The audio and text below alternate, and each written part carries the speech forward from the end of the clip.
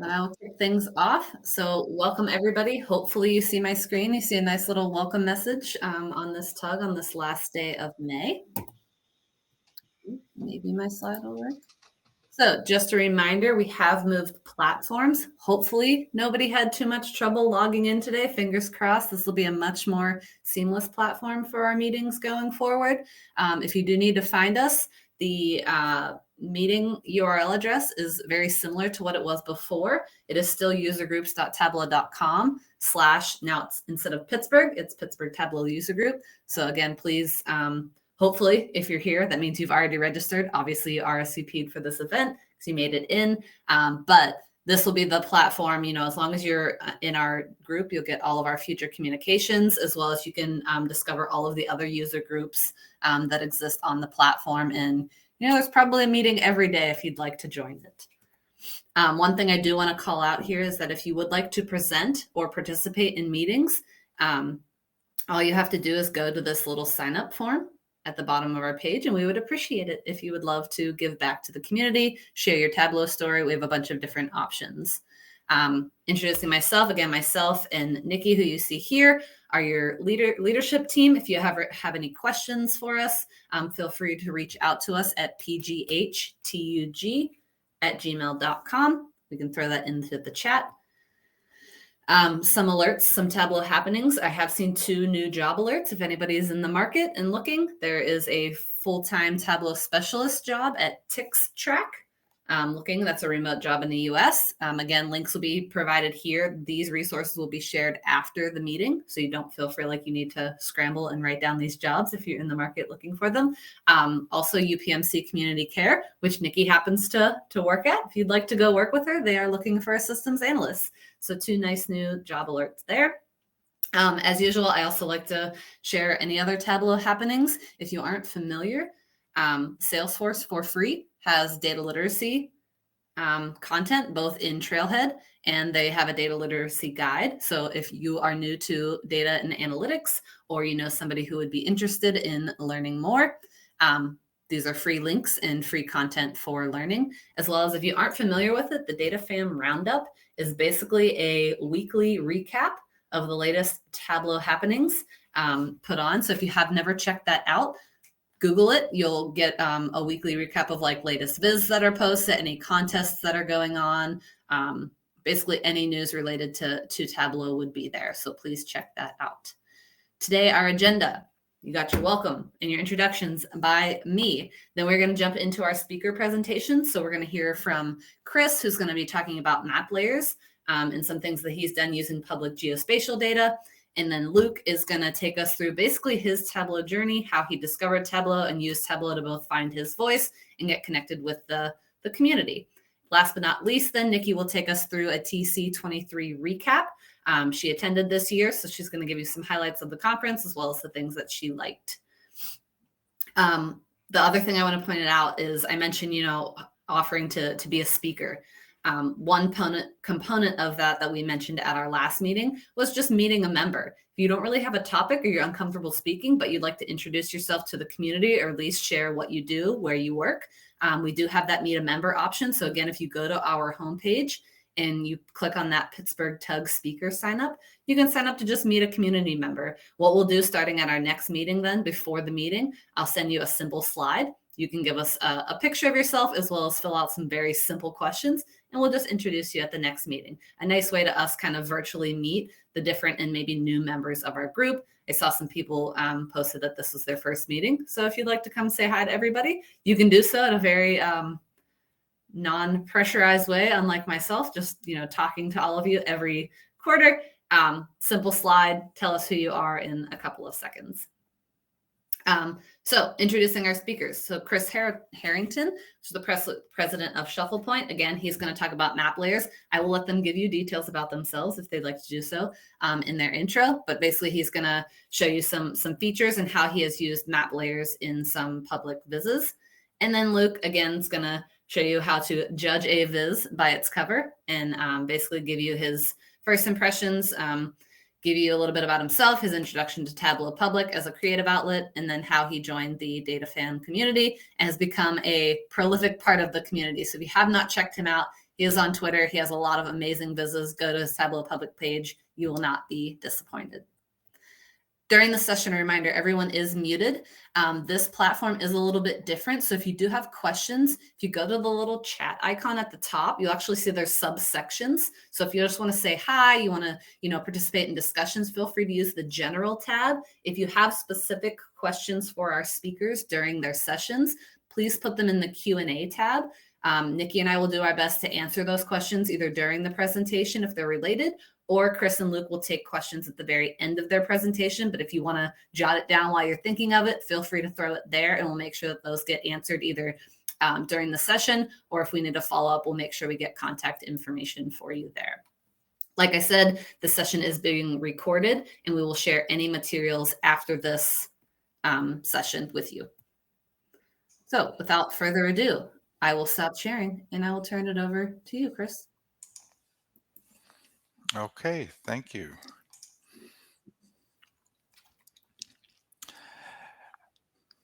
Sound check, you can hear me okay? You're fine. Excellent. So hello everyone, my name is Chris Harrington. It's a pleasure to be presenting. Am I presenting? Not yet. Oh, I gotta click a presenting button, hold on.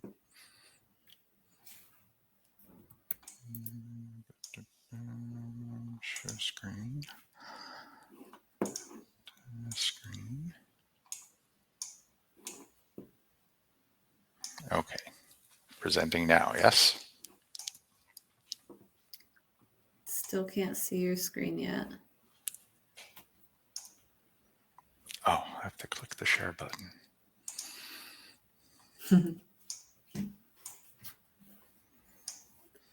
Now? There we go. Excellent. All good now. I see your PowerPoint deck. So again, my name is Chris Harrington. It's a pleasure to be presenting today. A bit about me. I'm a software engineer. I consider myself a Tableau journeyman. While I've been using it for perhaps 4 years, I'm an infrequent user, like once a month for a day or two, to basically put a face on all the back-end stuff I do with writing software and managing data in a data warehouse. I have, however, been involved in data visualization and information design, and specifically today's topic of mapping and GIS, going back perhaps 30 years now. My very first job was working at Westinghouse, here in Pittsburgh, in fact, back in the late 1980s. I worked on software to make dashboards for a nuclear power plant. This photo shows what that means. These are not my dashboards, but it's representative of what I mean, those screens up at the top. That work did much to inspire my interest in data visualization and dashboards. It also set a pretty high bar, since you really want to get it right with a nuclear power plant. These days I do consulting in business intelligence and API integrations. In today's presentation, I want to show work that I've done this year with Tableau and its new Map Layers feature. This work involved mapping publicly available data that relates to the oil industry. In this presentation, I'll both show some of the maps and also explain the data that was used and how I performed the data preparation. The Maps Layers feature was introduced in Tableau version 2020.4. Before that version, maps were frankly not so great. In fact, we had abandoned using Tableau for maps when we first tried it with an earlier version. But when I heard the new version allowed each map layer to be an independent data source, I had another look. And I will say that I think Tableau nailed it with this feature. Having independent data sources means you no longer have to build a single table that joins lots of disparate topics with an artificial join. For a proof of concept, I got data from the Bureau of Transportation Statistics, a branch of the Department of Transportation, and from the Energy Information Administration, a branch of the Department of Energy. I have a reference slide at the end with the URLs. Government data sources like this are a treasure trove of information, rich in scope, well organized, and mostly kept up to date. In this presentation, I'll give an introduction to that data and the approaches that I use to prepare the data for use in Tableau.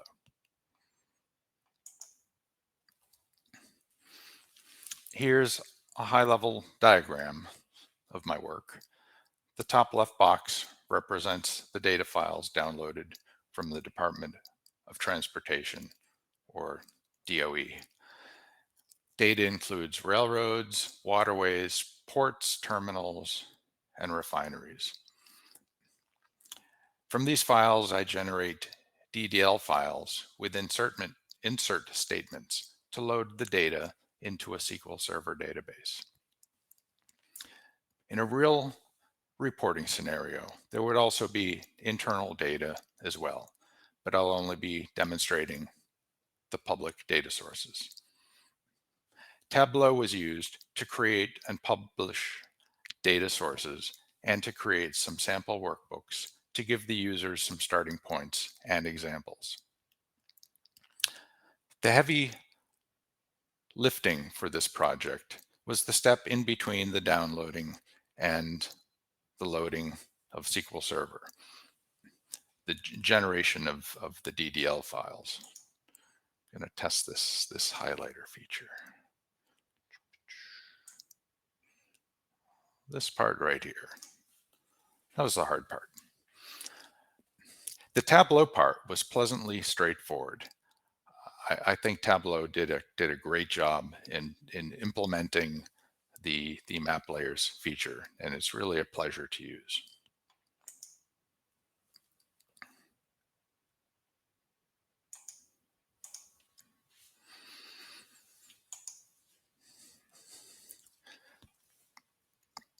Here is a final sample that I've done where I've pulled in a bunch of different data.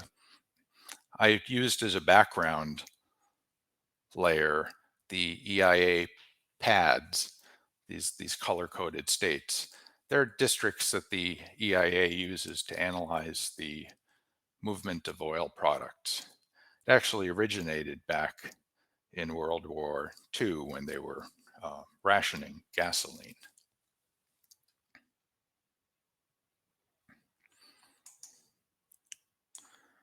I'm going to turn the opacity down a bit so when I add other layers, they're more visible.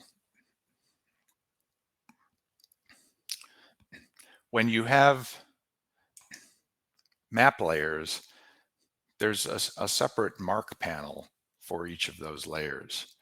This little eyeball with an X through it is saying that that layer is not visible at the moment. By clicking on the eyeball, you can make that layer visible.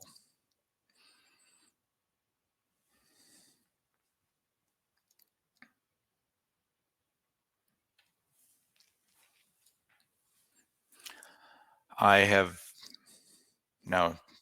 now showing the railroads. You can see I can point at them and get further information. If you just want to have a map layer be a background instead of having this interaction happen,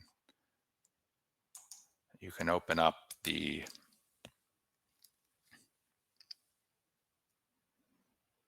layer controls and lock a layer, and that stops that layer from being an interactive item.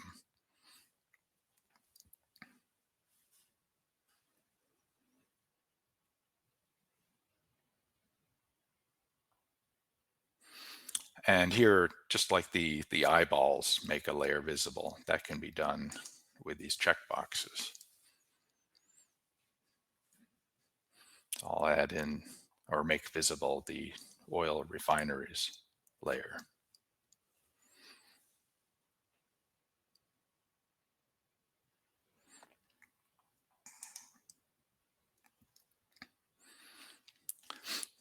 Other layers I have that I think are interesting, the waterways, so all the major river transportation routes.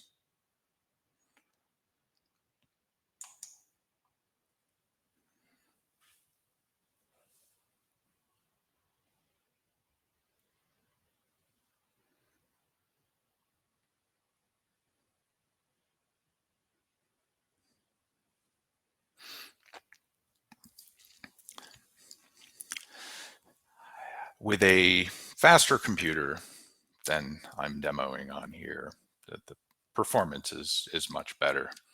I'm just demonstrating this on my laptop, which is a bit underpowered for having all of these map layers.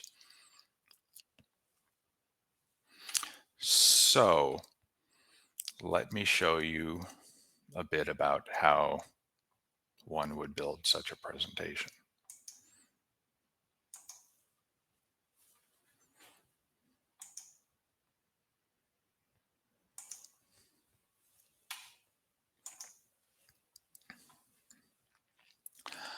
I am a developer, so my approach to tasks like this is comes from that perspective. For me, this is a representational transformation task. I have all these files that I've downloaded, and these files all come from these sites in the KML format. Keyhole markup language was a format used originally, I believe, for Google Earth. I need to generate files in a different format, DDL files that have the insert statements. The files have the same information, just in a different representation. I want to show enough about my approach that you won't leave thinking that it's a magical black box. In fact, my hope is that I can give you some direction so that you may pursue this approach yourself. Here's an example of a record for one refinery. The EIA file that I downloaded has a couple hundred entries like this. You see there are two sections in a record. There's a point. Oops, that didn't work.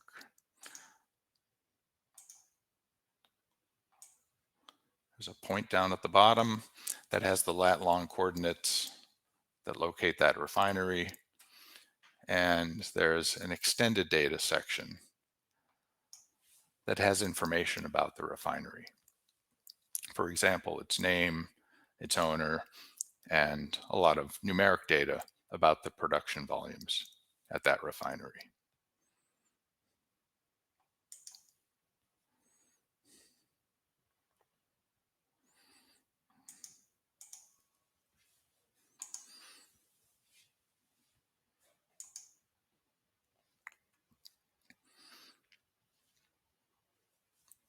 I want to show you that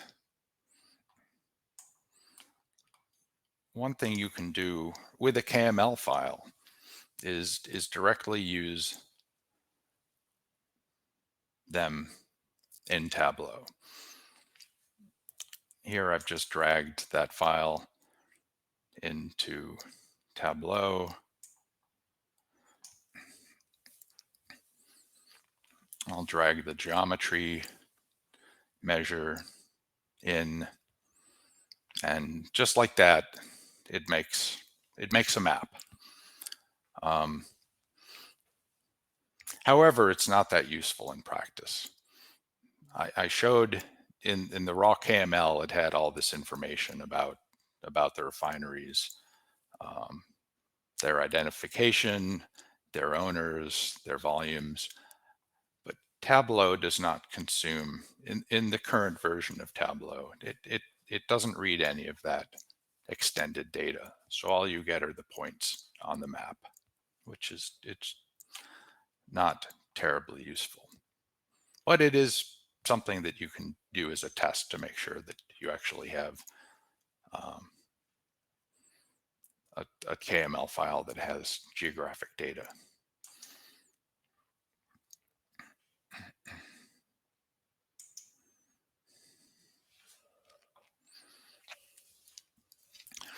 Here I show the same data for a refinery, but in the form of an insert statement. You'll notice there are two subselects in the values list for the company ID and the state province ID. This is because I've organized my database schema in a normal form, and I'm doing two passes on the raw KML, generating two separate DDL files, one to insert the companies into a companies table, and one to insert the refineries. The geography type is a SQL Server geospatial data type. It's really a super type, and the subtypes include point, line, polygon, and others. The point function is used to create a geography type column from the two lat long values and the coordinate system. The 4326 is the coordinate system for the points, and it's one of the coordinate systems supported by both SQL Server and Tableau. And these are industry standard coordinate system names or numbers.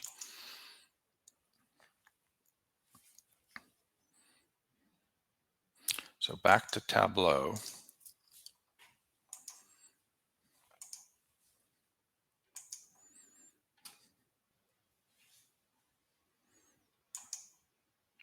I'm going to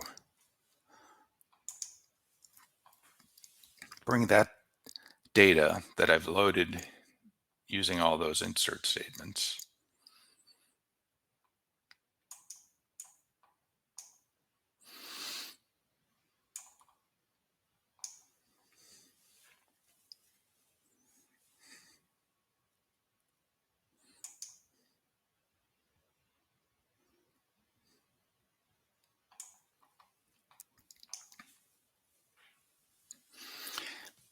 If I just drag the geolocation, I get the same results as if I just dragged the KML file in. I just get blue points for the refineries.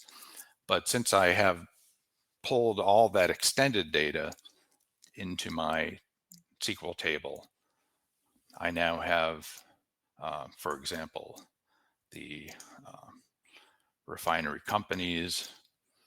I can color code by. I can bring in some of the production numbers. I can do filtering operations as I would, things that you can normally do in Tableau to say what data you wish to be shown in the display. One thing I like to do with this type of data where things are placed with its points on a map is use a custom shape. So I'm going to go and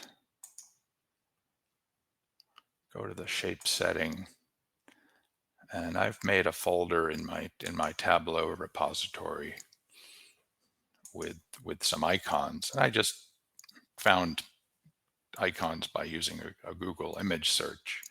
I found some icons that look like things that I'm putting on my map. I'm going to choose one that I thought represented a refinery. They're a little small. I'll make that bigger. And you could choose to have the size of the icon driven by one of your measures.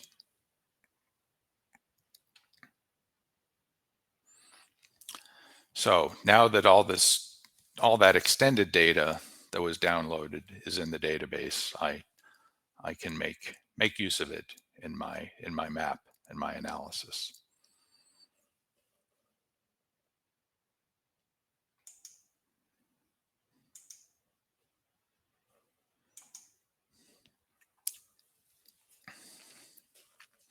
So that was a KML file with points. The railroad data is different.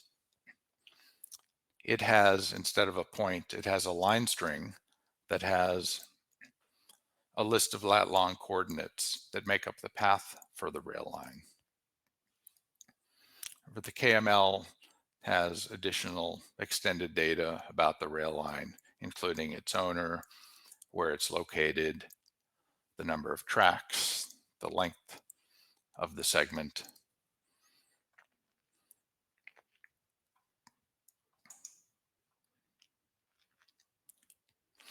To get this data into SQL Server, I re-represent that as an insert statement.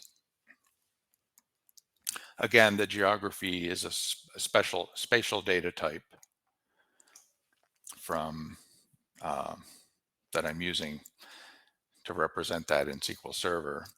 And I'm using the stgeom from text to turn a text string representation, as was present in the KML file, turning that into the geography type, and doing that in the insert statement.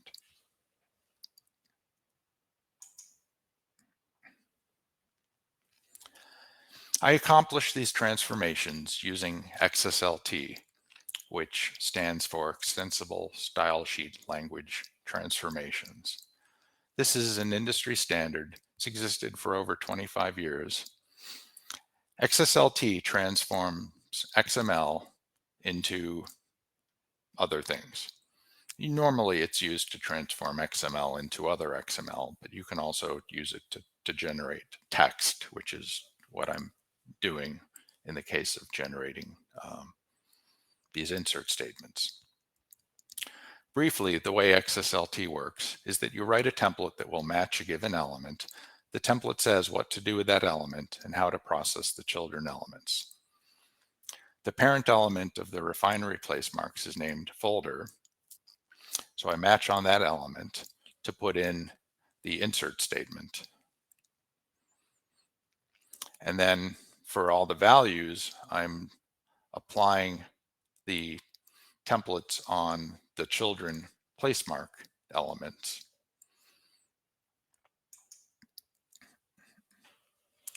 Here's a simplified version of that template. It matches those children placemarks, and basically there's two sections. I pull values out of the extended data section, and then the output of that template is the values part of the insert statement for this refinery.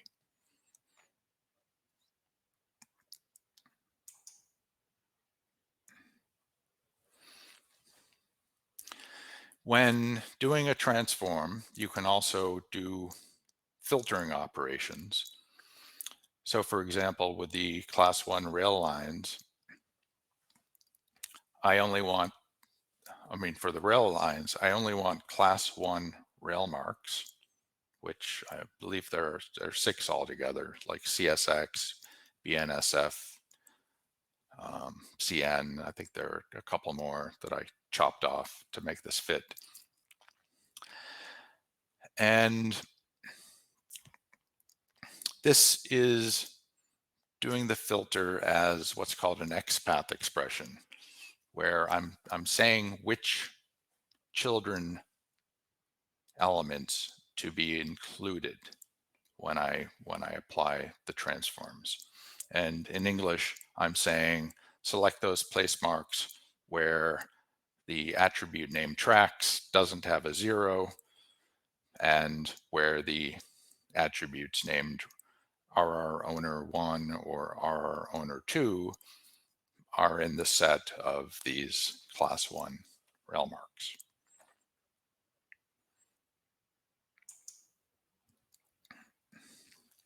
So that was an example of filtering based upon the properties of a record.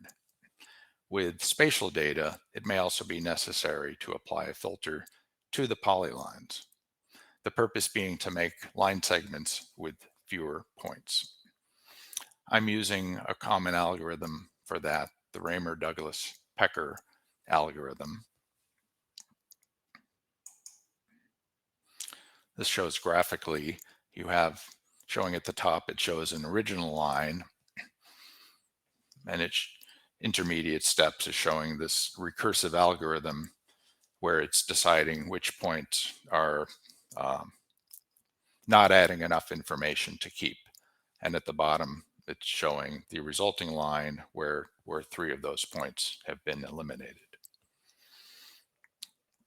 This was especially useful with the waterway data because the spatial resolution of that data was way too high for my needs. And the problem with that is twofold. It's occupying a lot of resource in SQL Server, but it's also, if you tried to render that in Tableau, you'd be asking Tableau to render a whole lot more information than it needs.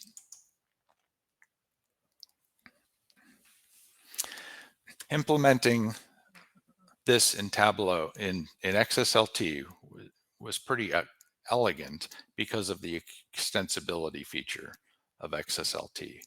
I found an open source implementation of the algorithm. I put it into a function named reduce coords, and just by including this template in any transformation, it's going to result in those line segments being simplified.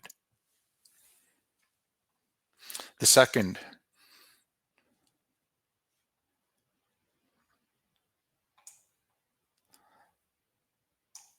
argument to the function is called the epsilon value for the algorithm, which is saying how aggressively to simplify the line. With a larger value would result in a more aggressive simplification.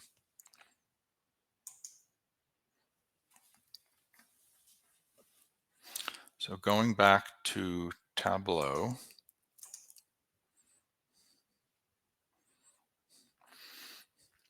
I'm going to show that I can bring in a new data source.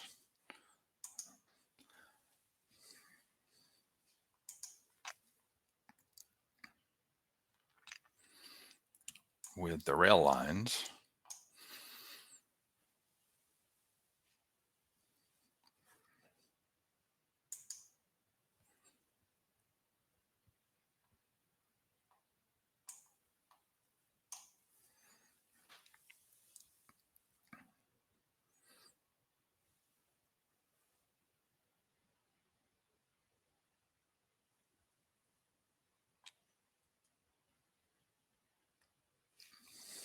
What's this saying?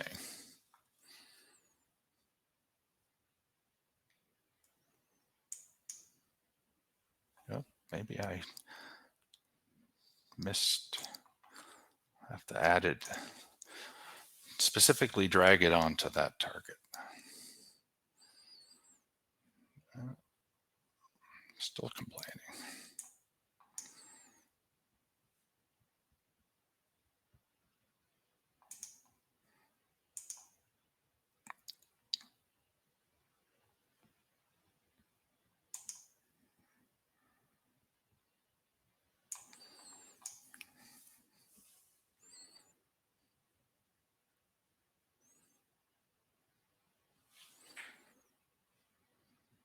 Okay, well, the rail line is in there now. I'm going to color these by the mark like I had in the sample I showed before.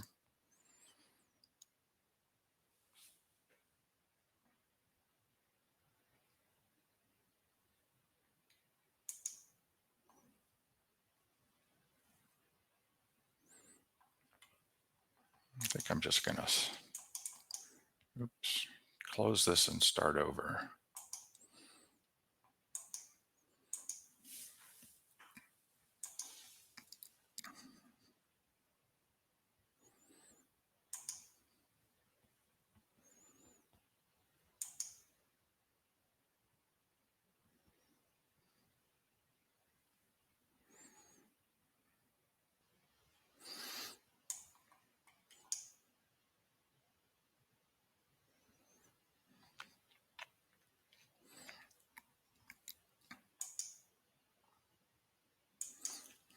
brought in the rail line.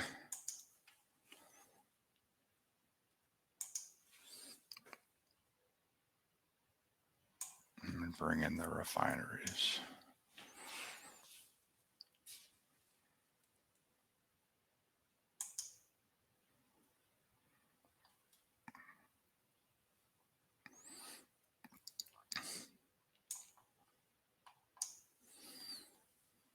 Bring in the refineries.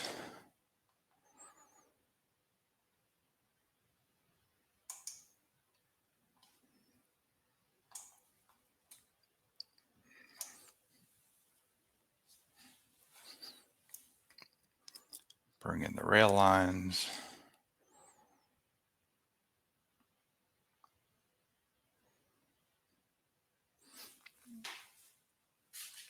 I'm not sure what I did wrong the first time.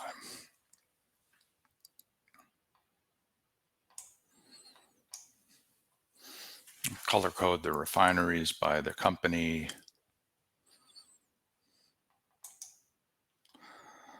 Color code the rail lines by the rail mark.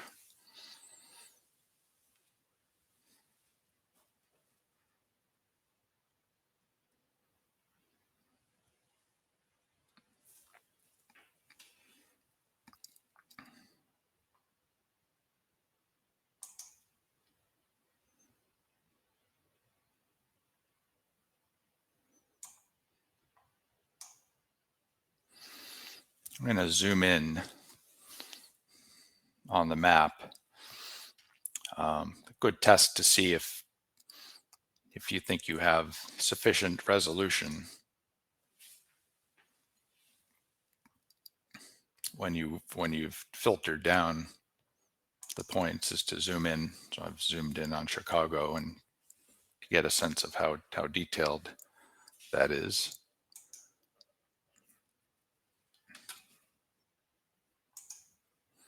Moving forward.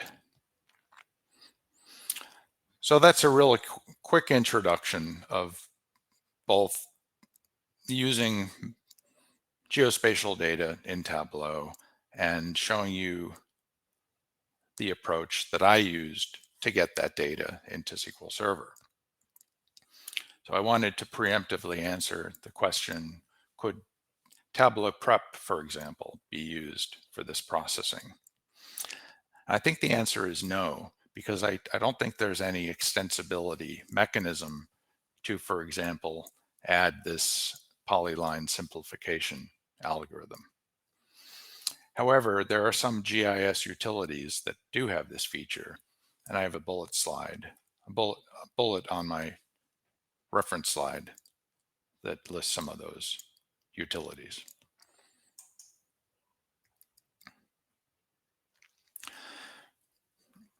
What I did not have time to show is doing any real analytics with this data. With my project, I've just started in on doing spatial business analytics. So I can only discuss in general terms, but because I'm using Tableau and SQL Server, it gives me a nice mix of capabilities. Tableau has spatial functions like buffer and intersect that can drive the presentation of data when you're looking to see how different data in your data sets compares. SQL Server has more spatial calculation capabilities, and it lets you move hard calculations into a batch process and onto more powerful computers. But some examples of what I'm looking at is, for example, looking at the volume of products within n miles of a terminal, looking for the closest ports and the travel times to different facilities. And this is work that is just beginning, just gathering requirements with business. So I am just myself learning how these features work. But I hope in the future to give another presentation on this aspect of my work with Tableau Maps, because I think it's really where the rubber hits the road of using maps in a business analysis.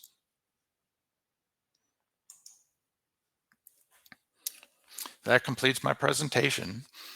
I hope it gave you a better appreciation of what Tableau is capable of doing with regards to consuming geospatial data.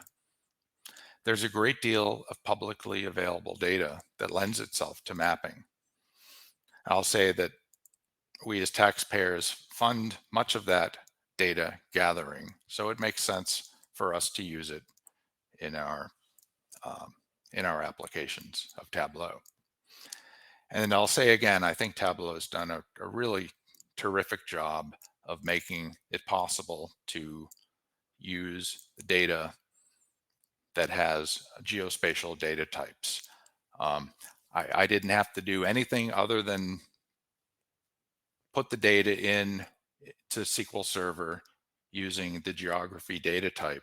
And just having done that, I'm able to drag that geospatial data into Tableau, which automatically makes maps out of it. I think that's really cool. I'm happy to take any questions. I don't know if we're going to do that now or wait for the end. Yeah, thanks, Chris. I didn't see any questions come in the Q&A, but if anybody has any, please drop them in there into the chat and we can get those answered. I did have one question at the very beginning. You kind of started with the end, right? Like the final product. And apologize if you did state this, but I was wondering I want to say you had like 7, 8 different layers on that map. I guess I wanted to understand, like at a high level, how are you using those together? Or is it almost like an interaction to see different layers of the different types of data you brought in there? Could you kind of revisit that or recap that? Sure. For this proof of concept, the purpose was really to identify the data sources that would be of interest and to get those as a curated. I made a new schema in our data warehouse called Geo that just has as a collection all this data that would be available. To answer your question, that relates to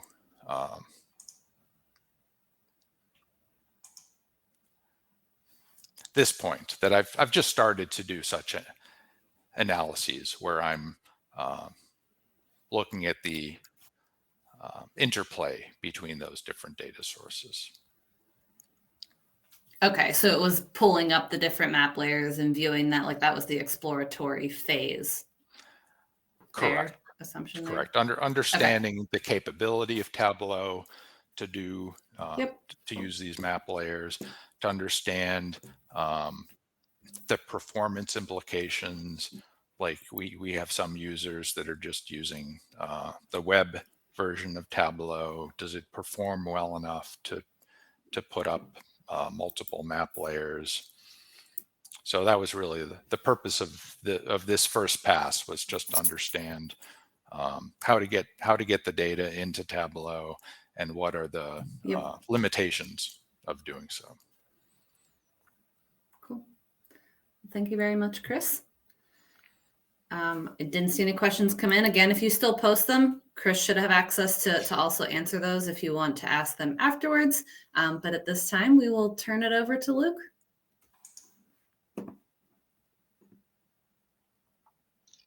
All right, thank you, Chris. That was awesome. As someone who I shouldn't say never, tries to avoid maps and map layers, it's pretty cool to always see what other people are doing with Tableau. Plus, you use the word eyeball in your speech, and I do too. Was to show that maps shouldn't be so scary.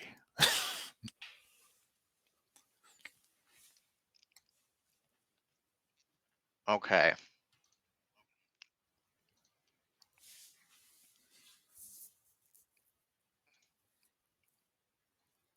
Okay. Are we full screened up? So, my name is Luke Abraham, and this is Judging a Viz by its Cover, a series of first impressions. So what is happening here? Conceiving a title. Please bear with me while I read everything on this slide. I love title pages. I love to cover pages.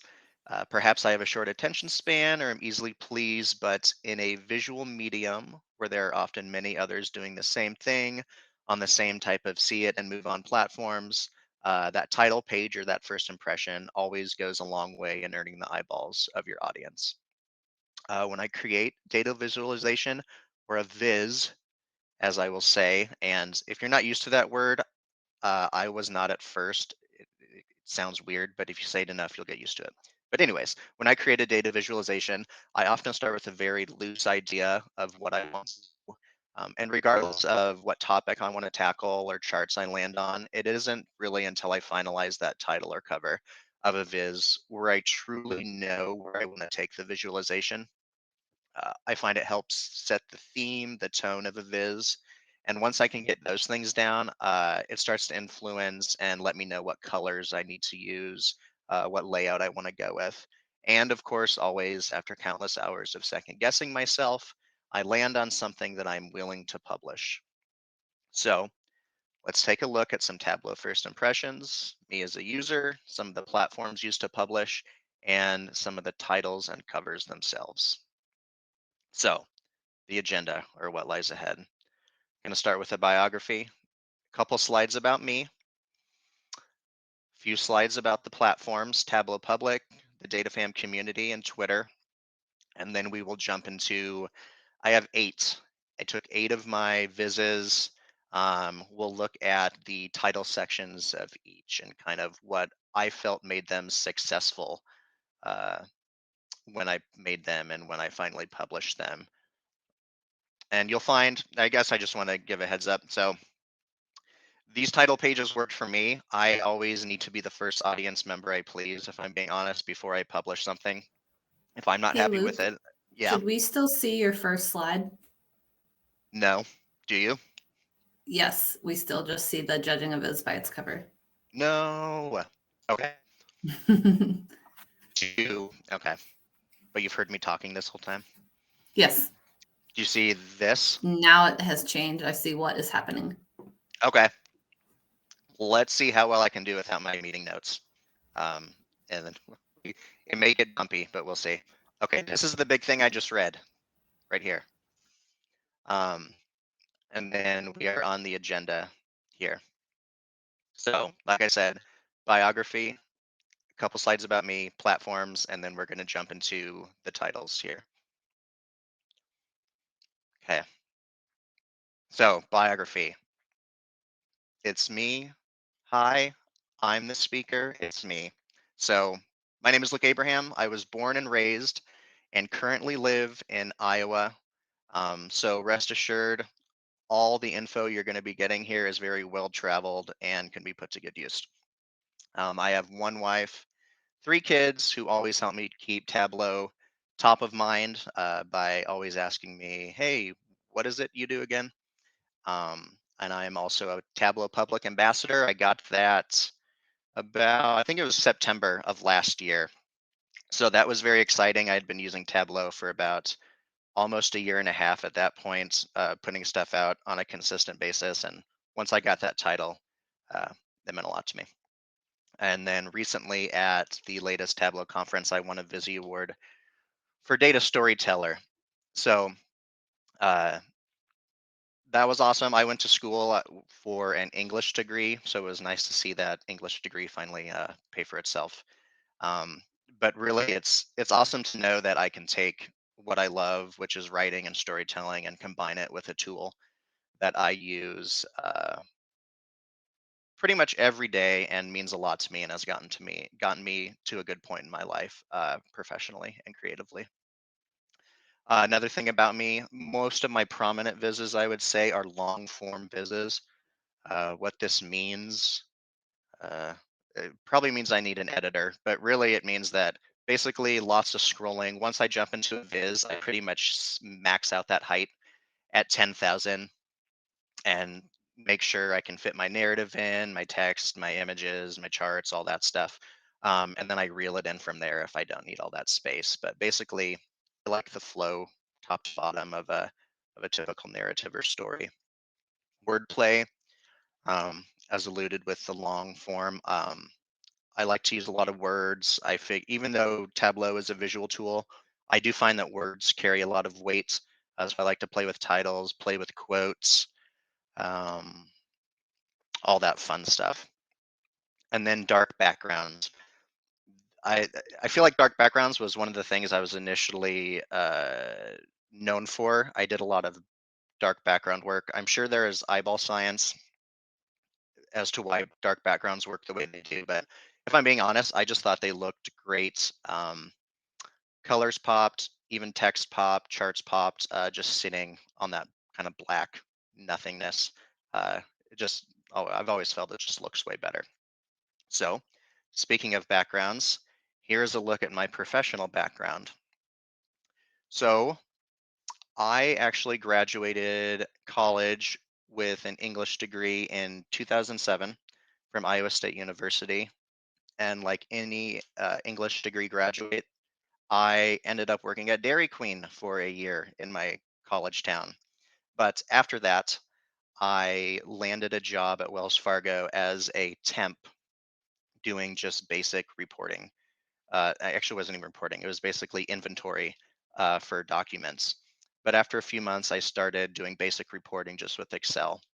And from there, it kind of transitioned into a little bit of Microsoft Access with a super tiny bit of SQL. And from there, I just started using those things a lot on the job. I would research, try to do it out of work when I could, just so I understood it better. And over time, I just started moving throughout the company, either taking on new roles and new departments, moving up a little bit here and there. And I actually didn't get Tableau until 2018. Uh, and it was only because a team that I wasn't even on had it, but I saw it and I had read a bit about it. And I asked my boss if we could get it. And he was pretty much like, yeah, sure. And while there was no ask or requirement for me to be using Tableau, when I had the time, I would basically take what I had made in Excel or PowerPoint and I would just try to recreate it in Tableau just so I could get a feel for the tool and its layout and how it worked. And after about a year of doing that, I actually got a job that was specific to Tableau. So it was a lot of reports, dashboard, managing permissions on a Tableau server, stuff like that. And I did that for about a year and a half, 2 years. And then I hit a point where I kind of wanted to do some of the zanier things in Tableau that I was seeing online. And at the same time, personally, I wanted to be a bit more productive in my free time. So I thought Tableau and Tableau Public was a good thing to start with. So in July of 2021, I downloaded Tableau Public. And you can see, like, pretty much after downloaded and started using it, I hit the ground running. And within a year, after 14 years, I moved from Wells Fargo to my current job at PH Data. And I guess my point is, like, if it wasn't for Tableau and Tableau Public, I can confidently say I never would have left Wells. I never would have gotten this opportunity, this great opportunity I currently have in my current role. Um, so I think it just goes to show how important this tool can be. Okay, I timed this well. So water break. Okay. So the platforms, Tableau Public, as I just talked about, uh, it's a great creative and professional outlet. I will say I primarily use Tableau Public as my creative outlet. Um, it lets me write, it lets me create fun stuff, silly stuff. Um, so that's just me. Tons of people use it strictly for dashboards, learning how to do certain stuff, and that is 100% okay and awesome. Uh, but my first impression or my first with Tableau Public was um, basically that it was free. At first, I was hesitant. I didn't know really what I was getting into, but I figured, oh, I have nothing to lose. It's free. I can try it. So let's do it. And I was hesitant also at first because I was so used to Tableau Desktop at work. I didn't really know what to expect with Tableau Public. My fear is that it was going to be this dumbed down version of Tableau. And aside from not being able to connect to as many data sources, it legit really is like Tableau Public layout, UI, or it really is Tableau Desktop. Like UI, how you interact with it, how it looks is the Tableau Desktop, you know. There may be some small things, I'm sure there is, that I'm not aware of, but I personally never ran into them when I used Tableau Public. And an awesome thing about it is Tableau Public is actually up to date. For the longest time, whenever they'd announce new things, when I was strictly using desktop, it'd basically go in one ear, out the other. Because when I was at Wells, and I know this is the case for a lot of bigger companies, they're a year, sometimes 2 years behind due to server issues, security issues, cost, etc. So I just knew I would never get these latest updates. So it just wasn't worth, I guess, my time or my brain energy to absorb that info. But now I actually can jump into that stuff with Tableau Public. So where I was once like, oh, I hope Tableau Public is like Tableau Desktop, I'm now just kind of like, oh, I wish Tableau Desktop was more like Tableau Public. Um, and an awesome thing is downloadable workbooks. If you get Tableau Public, I encourage anyone, if they ever see a viz and are curious about it, just download and start digging in and see how people did what they did. Uh, It's called Tableau Public. Public is in the name. I would not feel bad about downloading anyone's stuff and digging in and seeing how they do it. Uh, Looking at calculations, copying calculations. Uh, Now, don't download something and then post it and be like, look what I did, and just mimicking, like making a duplicate of their workbook. But I'd say go crazy with digging into what people have put together. And probably the best thing about it is that this is now your portfolio. Um, it shows people that you're willing to learn, to put yourself out there, that you actually know how to use the tool. So when the time comes that you're interviewing or whatever, you can show people what you've done with the tool. I've been on uh, initial engagement calls with clients where they've looked at my portfolio beforehand and they've commented on it, and I've never had it go bad. Like, I can't imagine you showing someone your portfolio would go bad, because it can just show them that you're willing to put yourself out there with the tool and willing to learn. So download it, learn a lot, be able to express yourself, and possibly get hired. They do have a button up top where people can click and reach out to you with an email that you've provided, where they can maybe offer you a job or offer you some sort of engagement. Or someone for the community may be able to reach out to you with that email address. And speaking of community, the data fam community, this is probably the biggest, best thing about Tableau, is how many avenues there are to learn the tool, engage with people who use the tool. It's one of those awesome things where you can type something into Google with Tableau and you'll probably be able to find your answer, even if you don't really know what you're searching for or how to word it properly. Someone has probably already worded it as poorly as you are in the past, and an answer came about. So that's always an awesome thing. Um, there's the blog, which Jen alluded to, that Data Fam Roundup Weekly. There are forums, which I must admit I do not engage with, but there are people who solely engage with the forums. And if you have a question, there's a good chance the answer already exists there. Um, Community projects. I just ripped these from the Data Fam Roundup blog. I believe there are 15 here. In 2 years I've been using Tableau Public, I've only done 7 of these. So I suppose my point with that is, don't worry if you feel like there isn't going to be enough content. I guarantee you there is. You probably aren't even going to have time to do all this stuff. Um, and another great thing is that most of these will supply their own data sets. So if the idea of making stuff is cool, but the idea of data prep and data mining is just sounds awful, a lot of these initiatives will have you covered in that regard. The community is full of nice, smart people. You have visionaries, you have ambassadors, you have people who just love data viz, who just like seeing other people post their work. Everyone is encouraging of anyone else to publish stuff. Um, Lots of people have shared interests, diverse interests. People don't just talk about data viz. There's people talking about other stuff. So I find it's always easy to fit in, and people are plenty inviting to new members. And finally, Twitter. So I kind of have a love-hate relationship with Twitter. I like its quick hit um, feel. I can scroll through, get a quick blurb of something, and feel good or bad about it. But also, I find it's easy to get out of control and manage what it is I'm seeing.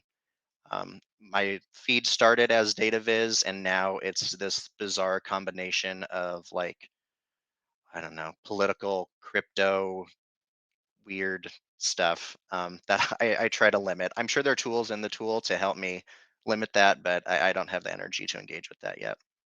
But anyways, if you're new to Twitter, if you're just getting into the data fam for the first time, here are, I guess, my initial tips that I did not listen to or I've seen that I think will work. So introduce yourself always to the data fam with the data fam hashtag. I am a hypocrite. I did not do this, but I've seen other people do it, and I've only ever seen it go well.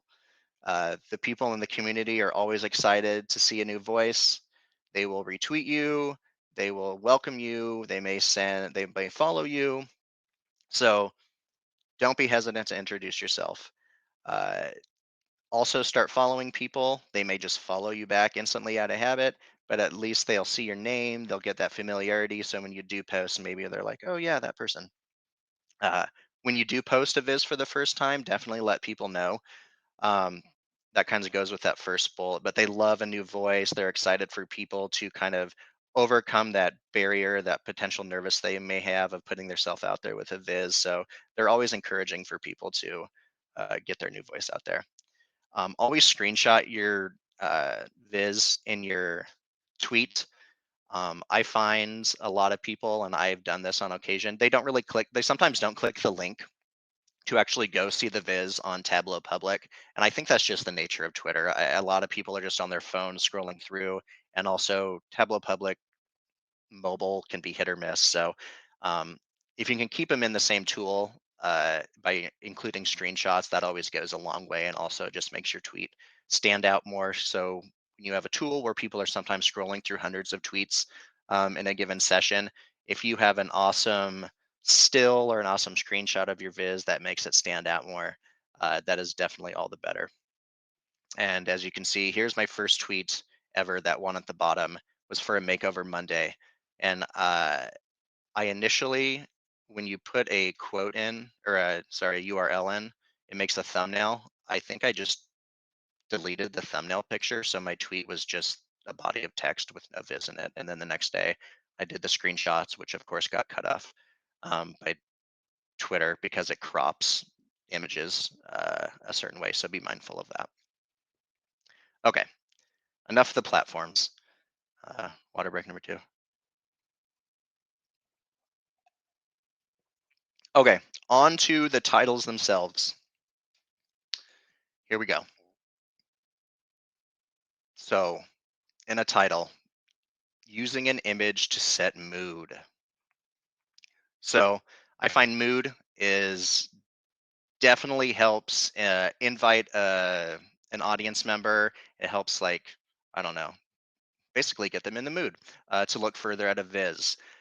In this one, this was the serial killer viz. So 20 serial killers was the topic.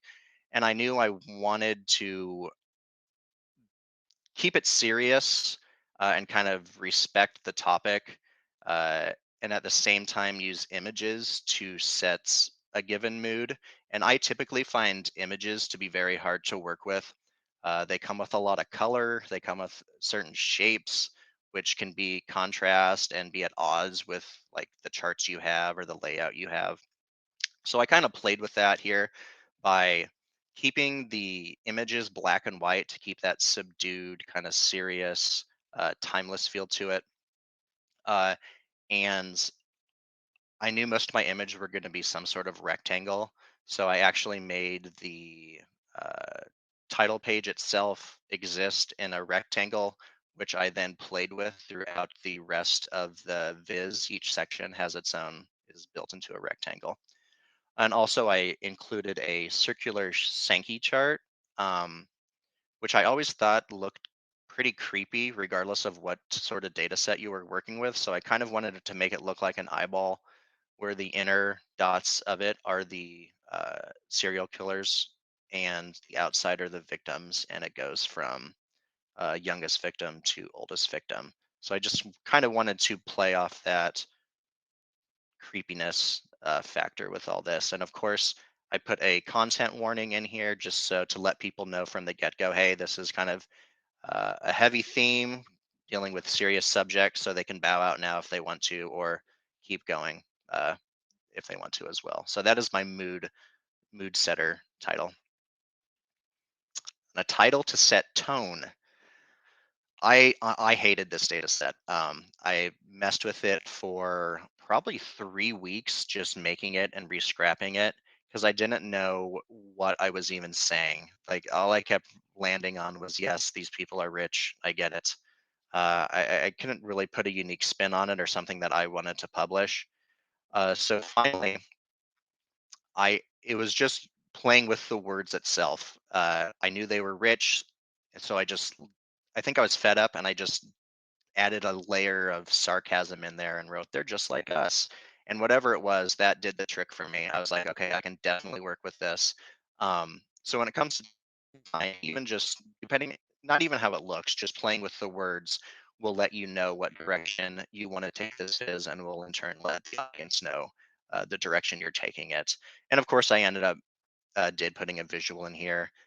This is a little pyramid using shapes. So each triangle within the pyramid represents a different billionaire, and I worked it kind of the peak of it is in the eye of the billionaires. So I went from hating this one to liking this one quite a bit. And this was probably one of my first really long form vizzes. But oh, I forgot to mention over here, it's hard to see, but here's what the real viz ended up looking like, with this being the title. Cover to set theme. So this was one where it's difficult sometimes to without straight up saying it, to let the audience know what the viz is going to be about, especially when you're kind of doing a weird abstract thing like this. So I played with a lot of things in this one. The most obvious thing, well, I guess besides the tomato, but the most obvious thing is the title itself, A Tale of Two Edos, a play on the novel Tale of Two Cities. I guess at the time I thought cities and Eidos were a good substitute for each other because they both ended in ES, but I stuck with it because the data was about tomato and potato production. Uh, so I did still spell that out so the audience would know what the data is. And then I also added in a creative and existential crisis to kind of play off the tale of two different things happening within a viz. And then I used the image to kind of be a stand-in for, I wanted to be, I thought of it at first as a stand-in for a sun kind of shining down on this city. Um, and then also, since it's so big and looming, kind of functioning as this scary big crisis thing over this city. And the city itself is actually just a bar chart with, I think, potato production was this one as kind of the city skyline. And you can kind of interpret this as a hill in the foreground, stuff like that. But it all came together to kind of create this mishmash of bizarre visual, punny title, image with charts to create a theme of, okay, this person is having some sort of crisis because they're all over the place with this.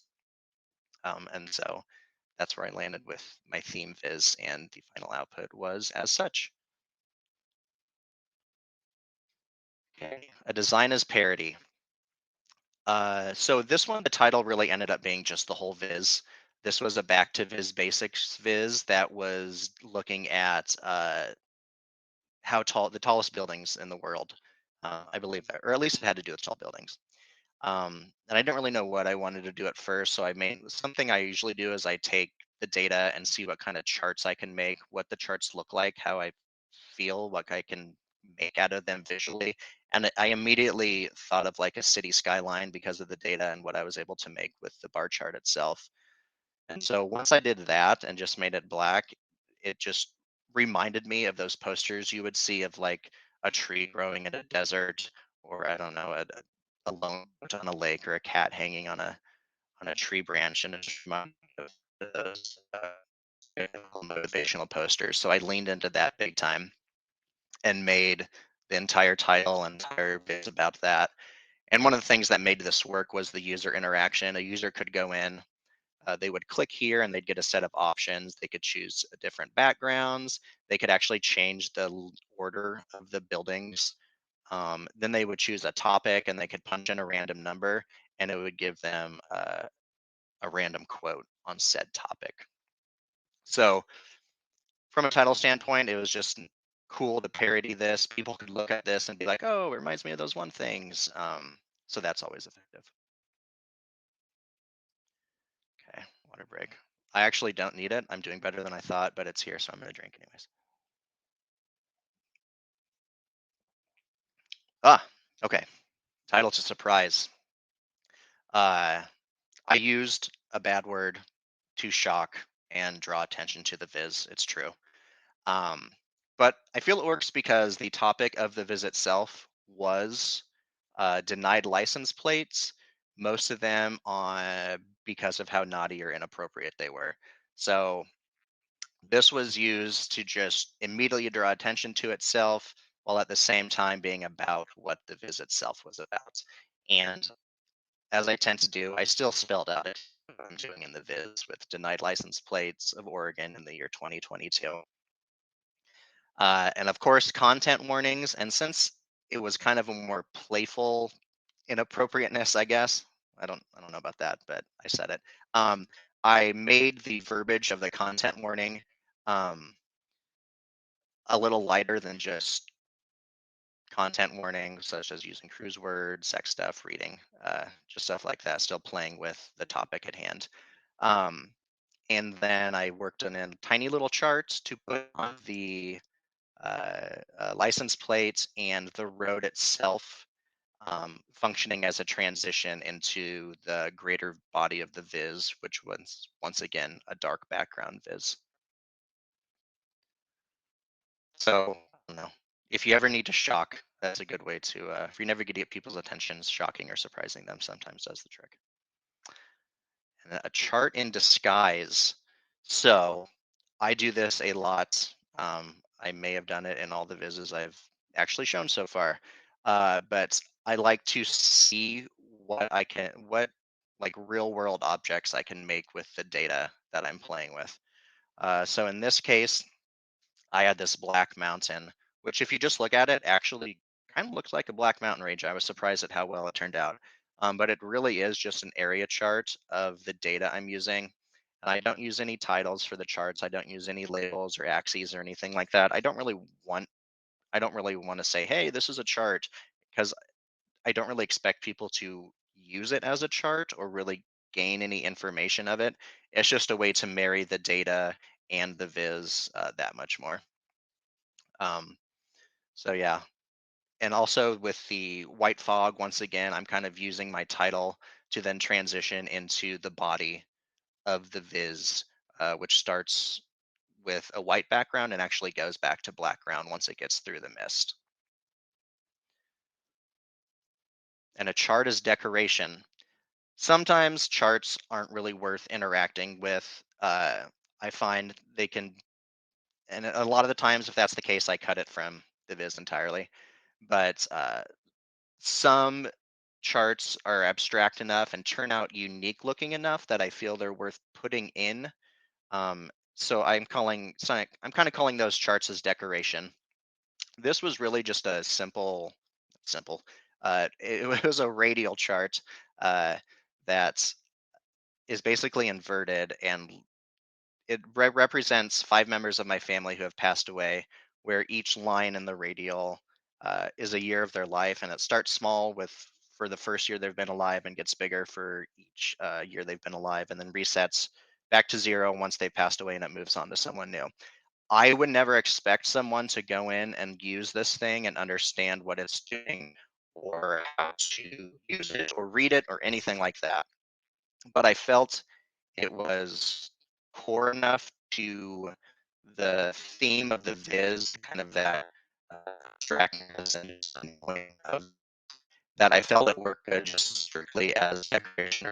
I kind of made it somewhat transparent so it would kind of blend into the black nothingness of the background and it just exists here, just as an image. I did have a transparent version of it over it. So if you did move your mouse over, you would see tooltips pop up with the person's name, what age they were, how many years they had been alive, and what year it was, etc. But for the most part, this is another thing, just like the mountain we just looked at, where I'm not really going to call it out that this is a chart or something that I would expect anyone to ever work with, but it fit the mood, so I kept it. And lastly, a chart to challenge. I'm sure people who use Tableau Public frequently or in the data fam frequently will see people publish something where you're just like, how in the hell did they do that? Like there has to be uh, a math genius happening here, or just something bizarre that you didn't even know Tableau could do. And the closest I feel I've ever came to that was my fertility rates viz. Um, I had initially started, so I always thought radial charts look neat. So I had made a radial chart and I was like, oh, I wonder what in real life is represented or can be represented by a radial chart. And the closest thing I could think of was sperm fertilizing an egg. So I was like, I'm going to do that. And then after like 2 months, I decided to actually try to do it.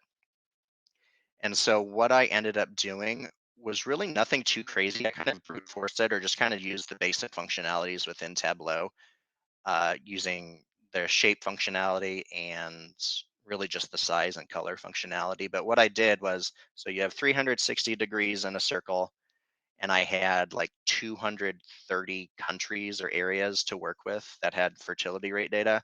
So I took one sperm image and then I would rotate it X amount degrees. So within 360 degrees. So rotate it just enough so it would always be pointing directly at the center of the circle of the egg. So I ended up with 230 unique shapes that I ended up tying to 230 data points. And what's happening is basically it's more intense and yellow and bigger, the higher fertility rates and closer to fertilizing the egg. And the lower the fertility rate, it's more purple, that dark purple and farther away and smaller. That kind of gives it that perspective as if it's like far away. It's not swimming as close as the other ones. And the wall itself of the egg is actually made up of, you can't really tell, but it's actually the shapes of each country all together. So this was my chart to challenge that made people go, how did they do that? And honestly, I just think it looks awesome. That's why I think this works so well as a title, if I'm being honest. I initially just made the chart and that was that. I didn't really intend to do anything else, but I was like, this is good enough that I'm going to build a viz around it, and I did. And so here's some B-sides. Here's some ones that didn't quite make the cut to me going in any deeper, but here they are. I just want to give them a shout out real quick. And then finally the ending, and some. Feel free to ask questions. I do want to give a special thanks to Will Strauss, who volunteered me for this, Pittsburgh Tug for accepting his volunteering of me, Tableau Public, the tool we're talking about, and Unsplash, which is an awesome source for images, real world photography. Thank you. Thank you, Luke. Very cool. I think we have a couple questions. So from Bill, he would like to know where or are your primary Tableau Public training resources? So for training, I honestly recommend, so just download the tool so you have the tool. And then something like Makeover Monday or Back to Viz Basics, they will supply you with a data set.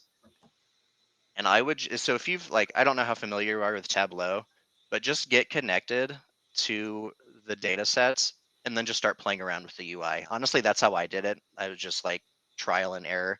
Otherwise, there's tons of YouTube videos. Of course, the Flurledge twins have an extensive blog of stuff. But also that data fam roundup will also have a bunch of good resources. But really, I recommend just diving in, just jumping in, find a data set, connect to it, and kind of see what you can come up with, see what works and doesn't work. And then Jen, do you want to ask yours? Or do you want me to? Sure, because I kind of have two. My first one was, and I think you might have answered it, Luke, was like, how do you incorporate all of your images? I'm guessing, is it Unsplash just to find them? And then are you using like PowerPoint or Figma or anything to actually bring them in? Yeah, no, so I think that first one, that serial killer one, was the first time I actually used Unsplash because, like I said, images, I'm like, oh, I just feel like suddenly I'm at the mercy of what the image looks like. But I use PowerPoint mainly, or I initially did. I don't have a lot of design or Photoshop skills. So you may notice that a lot of my vises kind of have that minimalist kind of flat image that works its way in. So I use PowerPoint a lot if I need to make stuff transparent, or there's actually a website, and I could supply that after this, that I use to make images transparent. Yeah, because otherwise, like I do have a super old version of Photoshop that I've used a couple times to maybe add noise to an image to give it an old timey look. And my other quick question, so like and this is a question I think I come across a lot, is like, as an example, you're the denied license plate data set. Like, how does one even come across that? Did you randomly stumble upon an article? Was it from a challenge? Like, how did you even get that as an idea to Viz? Yeah, so actually that one I actually got from Reddit. There's a data sets subreddit that I honestly don't visit it that much because a lot of the times it's just people asking for data sets and never getting a response. But someone was just like, hey, here's a data set I found. And I was like, ooh, I could maybe do something with this. So I sat on it for a week and then finally did something. Nice. All right. I think that's all the questions we got during your presentation, but feel free if there's people still on. I know we're running close to time, so I'm kind of gonna run through the rest of our information really quick. But by all means, if you still have questions, feel free to put them in the Q&A, and Luke can get to those as we go. Can everybody see my screen? Yep. Okay, so just briefly here, I just wanted to kind of recap. I did go to the Tableau conference at the beginning of this month. There were over 8,000 attendees, and then they had like the community connections meetup. So I know this kind of ties into what Luke was saying with all the different community networking things. They had a bunch of those. There were over 2,300 people there, 13 different sessions. And then virtually, they had over 700 people register. The Vizzy Awards, Luke, congratulations. I should have added you to this slide as well.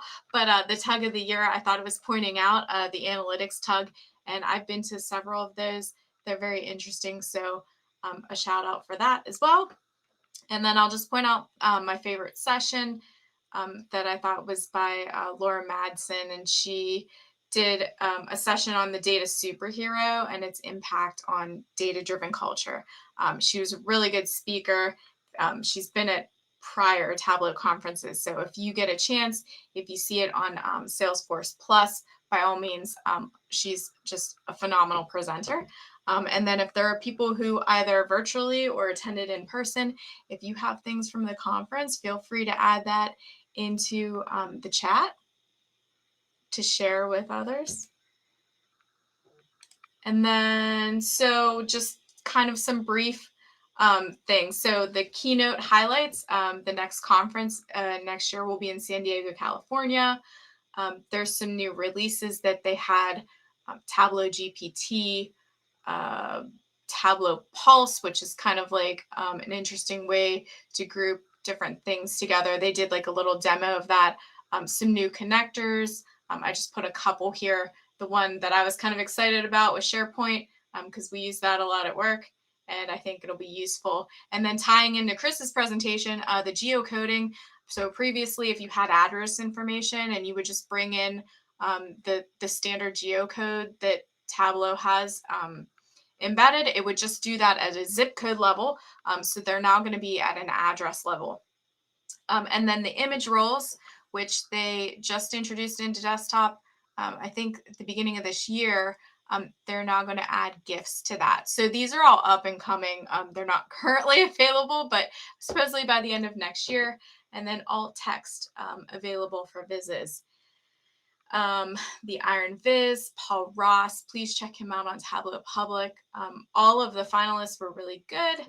And then there's highlights on Salesforce Plus. So if you want to watch any of the on-demand stuff, we'll have a link here. We will share this again. And then for our next TUG meeting, again, so as always, the recording and the materials from this presentation we'll make available on the Google Drive. And then we are planning this summer to do a social meetup. So if you are in Pittsburgh or the surrounding Pittsburgh area, look out for details to follow about that. So we'll probably just meet somewhere and just get some drinks or some appetizers or something like that. Our next meeting will be September for our Q3 meeting. And so just another shout out for speakers. So at the beginning of the meeting, Jen pointed out, you can go on our Bevy page and that will get you a link. You can just fill out a quick form if you're interested in presenting. Don't feel like it has to be, even if it's short, whatever you think is interesting, we will probably think is interesting.